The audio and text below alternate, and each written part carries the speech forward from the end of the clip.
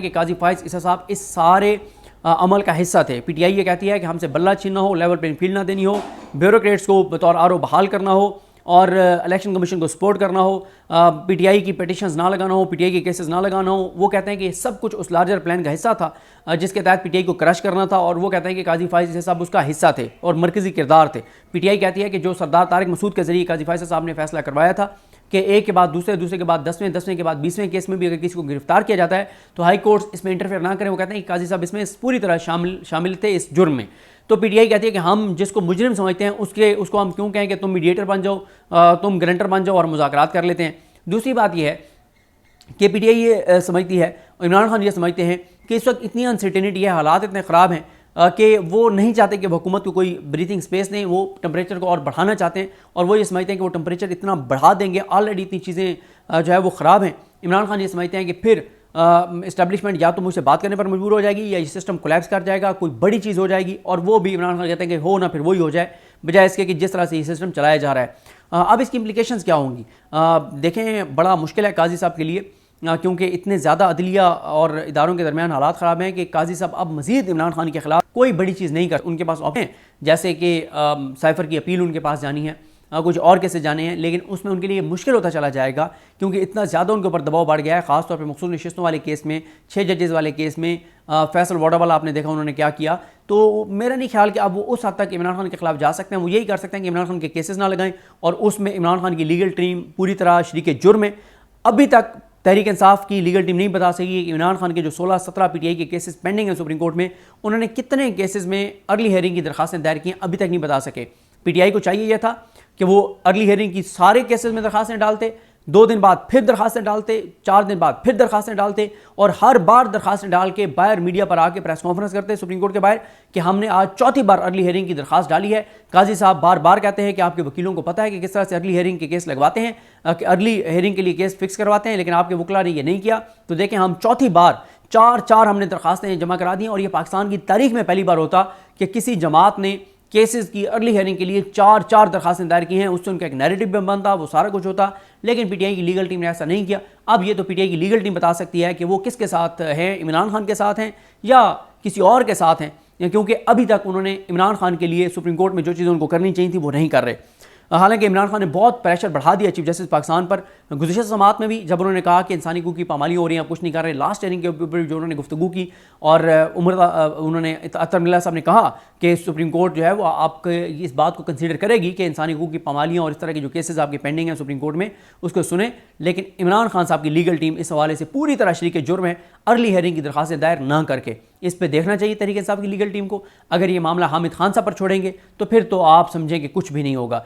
एक पहला प्रोफेशनल वकील उन्होंने, सलमान कुनाजा साहब बहुत ज़बरदस्त हैं, सलमान सफदर साहब बहुत कमाल हैं। एक अभी उनके जो उन्होंने फैसला सदीकी साहब को किया है, बहुत ज़बरदस्त, शानदार, बड़े ज़बरदस्त वकील।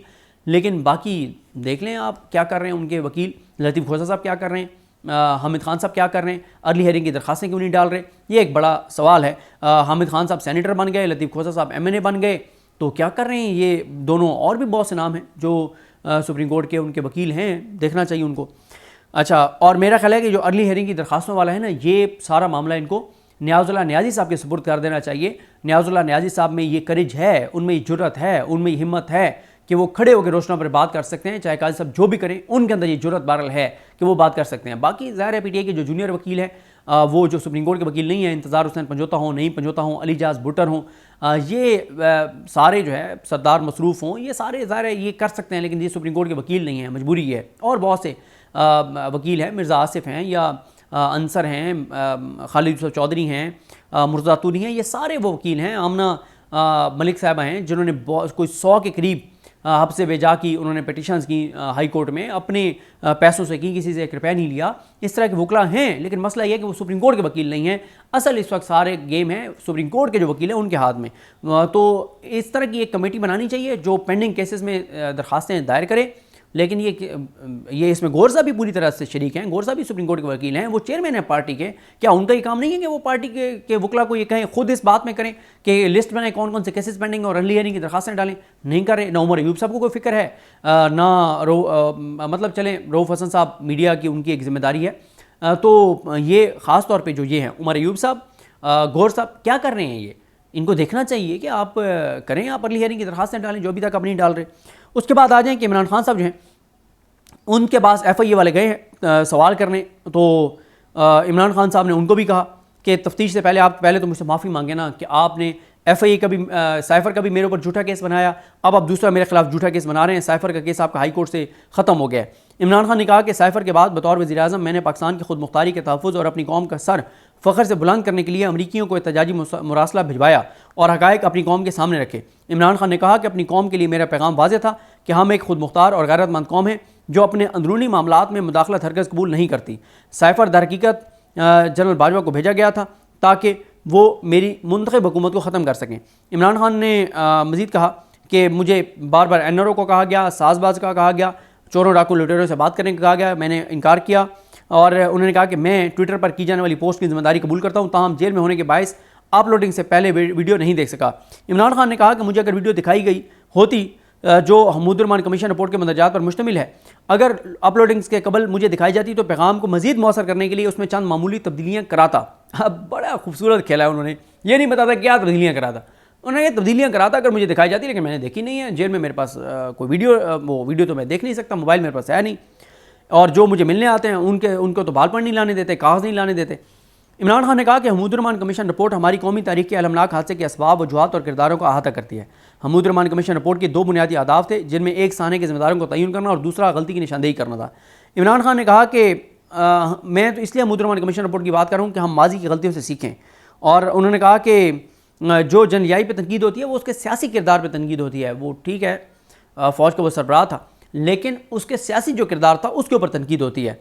इमरान खान ने कहा कि मशरक़ी पाकिस्तान में तैनात जनरल याकूब और एडमिरल एहसन ने याहिया खान को मशरक़ी पाकिस्तान में फ़ौजी ऑपरेशन से मना किया, जिस पर उन्हें मुस्ताफ़ी होना पड़ा।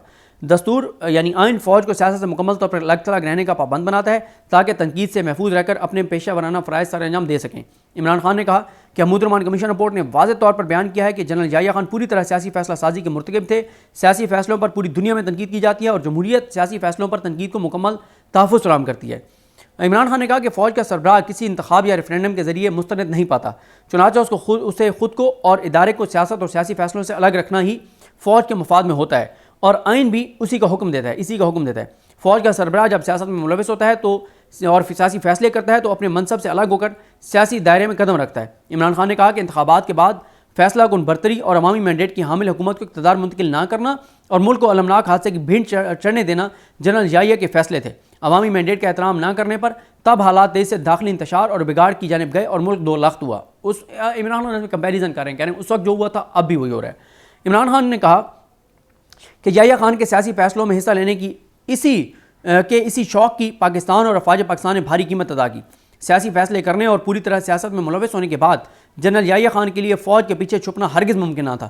चुनांचे महमूदुर-रहमान कमीशन और तारीख दोनों ने इसके किरदार पर अपनी तनकीदी राय दी। इमरान खान कहते हैं कि जब उसने गलत फैसले किए याहिया ने, उसके बाद वो फ़ौज के पीछे नहीं छुप सकता कि मैं फ़ौज का सरबराह हूँ और फ़ौज पर तनकीद करेंगे तो मुल्क का बड़ा नुकसान होगा। इमरान खान ने कहा कि उसके फैसले इनफरादी थे, बतौर इदारा फ़ौज उसमें नहीं थी, और जब उसने इनफरादी फैसले किए हैं तो उस पर तनकीद हो सकती है। फ़ौज पर क्यों हम ये कहेंगे कि तनकीद है, उसके सियासी फैसलों पर तनकीद है।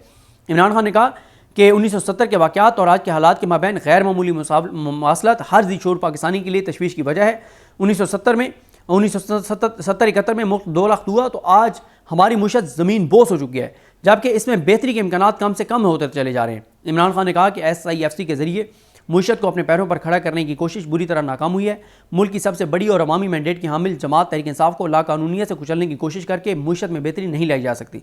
इमरान खान ने सवाल किया कि FIA सुराग लगाए कि अज़हर मिशवानी के भाइयों को किसने किस जुर्म में अगवा किया। सोशल मीडिया वर्कर्स हमारे हीरो हैं और कौम का असासा हैं, उनकी और उनके अहल खाने की हरासगी का सिलसिला बंद होना चाहिए। उसके बाद इमरान खान ने कहा कि मुल्क की मुशत की बेहतरी के इम्कानात तभी पैदा होंगे जब अवामी मैंडेट का एहतराम किया जाएगा और फैसला साजी अवामी मैंडेट के हामिल जमहूरी नुमाइंदों को सौंपी जाएगी। आखिर में इमरान खान ने जो है वो ज़ाहिर है वो और कुछ चीज़ें कहीं, मेन आपको पॉइंट्स बता चुका हूँ। ये ज़ुबैर अली ख़ान ने बड़ी तफसील से रिपोर्ट किया है। ज़ुबैर अली ख़ान के अलावा किसी ने इतनी तफसील से इसको रिपोर्ट नहीं किया कि इमरान खान साहब ने FIA के सामने क्या गुफ्तगू की। अभी भी ज़ुबैर अली ख़ान साहब के पास बहुत सी और इन्फॉर्मेशन है जो वो सामने लाएंगे। जब वो सामने लाएंगे तो हम उसमें बात करेंगे कि और क्या इन्फॉर्मेशन है। बड़े ज़बरदस्त कमाल रिपोर्टर हैं, बहुत शानदार रिपोर्टर हैं। एक आज़ाद सहाफ़ी हैं ज़ुबैर अली ख़ान साहब, तहरीक इंसाफ पे तनकीद भी करते हैं, तहरीक इंसाफ उनको आड़े हाथों भी लेती है, सारी तो नहीं लेकिन कुछ लोग, लेकिन ज़ुबैर अली ख़ान डटे हुए हैं और मेरिट पे रिपोर्टिंग करते हैं, गैर जानिबदार सहाफ़ी हैं, खूबसूरत रिपोर्टर हैं। तो अल्लाह करीम हम सब का हामी नासर हो। अल्लाह हाफ़िज़।